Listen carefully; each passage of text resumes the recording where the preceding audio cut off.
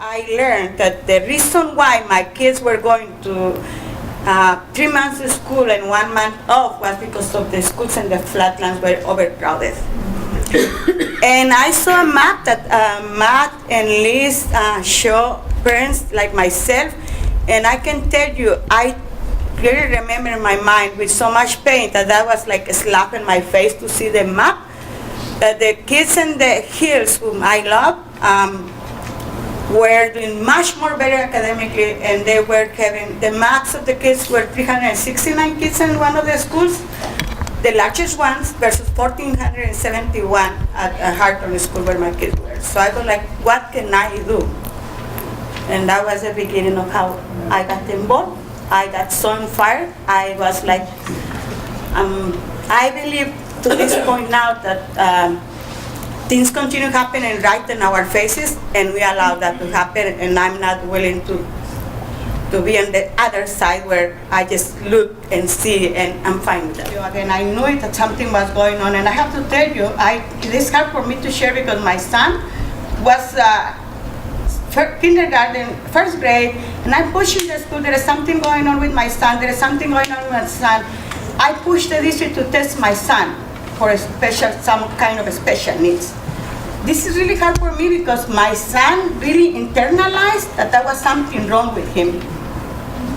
So I'm really mad every time I remember, and I just try to put fire into the parents that not to allow that to happen, because, I mean, what OCO did, they gave the voice for me to feel empowered enough to go and talk to the Senator Peralta, who was in that room, the school district superintendent, and everyone else, the council members, the mayor, to say, this is enough. We need a new policy that will allow us to create new schools that are gonna be, they close the inequity gap. Then, so that was really an organizing coming from people, coming from the community, demanding the change that the parents believe needs to happen. So that way for me right now is like the voice of the parents must be in the center of everything what they're doing. Organizing definitely play a huge role, and I believe in organizing because that really transformed not only my life, but hundreds of parents' lives and students. And when I say that, it's not that they do us a favor, they did the right thing and allowing the kids to have a little more opportunity. So that's the reason why, again, I'm so grateful to people who is here in the room, some people who is not here in the room, but I know that I have been getting all this kind of support from different people. So grateful to Larissa Adam and Hazel Kim.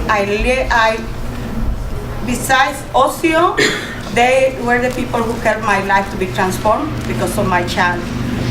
So yes, that's how, organizing definitely play a huge role, and I believe in organizing because that really transformed not only my life, but hundreds of parents' lives and students. And when I say that, it's not that they do us a favor, they did the right thing and allowing the kids to have a little more opportunity. So that's the reason why, again, I'm so grateful to people who is here in the room, some people who is not here in the room, but I know that I have been getting all this kind of support from different people. And I know when we talked briefly this last week when we were putting this together, you really emphasized the importance of having parents and family members on the design team. I do, because I continue believing that without the parents' voice, it's really, really hard for anyone to create a great school. I mean, the fact that they're listening to me and other parents in the neighborhood, and we create the first school like International Community School, UPA, and Ascend Life Academy, and Melrose back then, so Woodland. All these schools came because parents were saying, this is what we need for our children in this neighborhood. This is how it needs to happen. We need to work in relationship with the staff. We need to feel welcome at the schools. We want to be part of our child education. I remember when I was, starting, I was unable to make an appointment with the school principal, or I have to wait 3 months or something like that. So when we created the SEN was like really like the feeling around welcoming parents make huge difference. So for me, again, the voice of the parents needs to be in the center, and I know I create a lot of tension sometimes. When I say that, I'm happy with that because it's about the children, right? So we need to push whoever we need to push. Where is the city official? Where is the school superintendent? Where is the whoever? I don't mind being the bad guy. Or in collaboration with parents, I have to be really open and honest to provide what I know about my school, and being open to say, you know what, I believe that we need to make these changes because this is not working. I really believe that if we hide information for parents or the community and we do not listening to the community, we're gonna continue failing and failing and failing. Just creating something for the sake of creating versus creating something in collaboration and in relationship. And as hard and painful it is, as much as we love the kids, we have to be open to that. Otherwise, it's like, playing the game around, this is hard, therefore I should not say it, or I should not, or if somebody tells you this is not working, and you're gonna say, you know what, I don't want to deal with you anymore, that creates a problem. Teresa and Jason and myself were like, what? How can we do this in a way that parents can get really involved? So we decided to create a model that was 2 parents per classroom. So 2 parents will represent each classroom. So we create this model where, like the assembly started from K, 2nd, 4, and 6. So we do not have so many classrooms back then.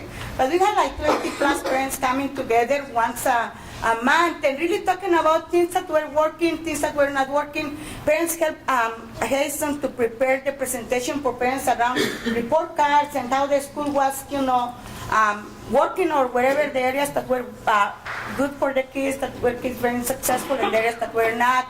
And at the same time, my work back then, I was not an organizer officially yet, but I was organizing parents to really feel that they had the power to have a conversation with the school principal, with the teacher, with the whoever, Asen went through so much because the building was falling down and they put us in that crap building, and the kids were not able even to go to the 2nd floor to pick up the balls when they went up there because the building, we were afraid that it was gonna collapse. So we were fighting to have a new building. So there were so many areas where parents, felt empowered enough to organize it.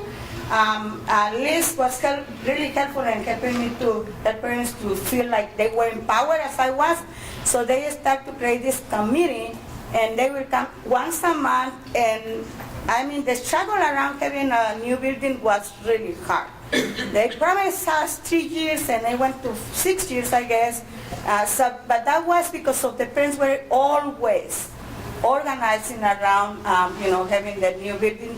Besides the fact that the school was growing, that the new kids, and after that, we graduated the first 8th graders, and the kids were going to high school, and they were coming back to us and saying, why do you create K-8? Why do you send us to this school? These schools are not working. You prepare us, and I'm learning what I learned in 5th grade. You have to help us to create another high school. I was so pushed by the community, by the parents, and I helped Laura Flaxman and Romeo Garcia to create a Rice High School. Absolutely. I will say that, we can have parents just helping us cut paper or, do the baking and sell the cupcakes and raise funding. That's great. If you want to make changes and really be in the same place with the school district, you need all parents who are organized from the place where they have power, feel empowered, and allow them to exercise their power. Because those are the parents who's going to protect you, who's going to fight with you, who's going to be in the front line protecting whatever is good at your school or demanding what is not good to be changed. So I'm serious about this. If you do not allow the parents to be empowered, unfortunately, people who work for the school district, you are an employee. You don't want to put yourself on the line.